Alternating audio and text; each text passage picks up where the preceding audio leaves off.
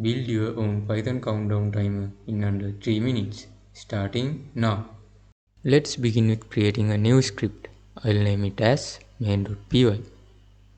Now I'm gonna import the functions we want. Actually, we just need the sleep function from the time library.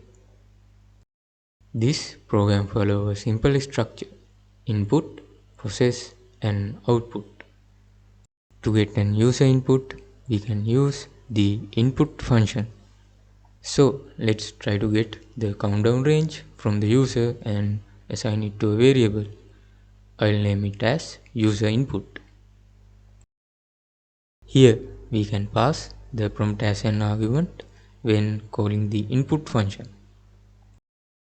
Even if user enters valid numeric values, input function returns strings. So we have to convert that string into an integer. We call this process as typecast. In Python, we can achieve this by using the int function. Cool, right? We got the input and converted it into an integer. Next, we have to call the countdown function to do the counting process. But first, we have to implement that function.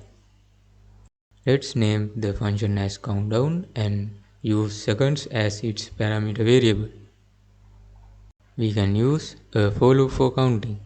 It's more suitable in this case compared to a while loop. Anyway guys, we'll use I as a loop variable and the range function, which gives us an iterable of numbers. Let's pass the number of seconds as its argument. In each iteration, program will be paused for 1 second using the sleep function. Also, we can show the remaining time to the user by using the print function.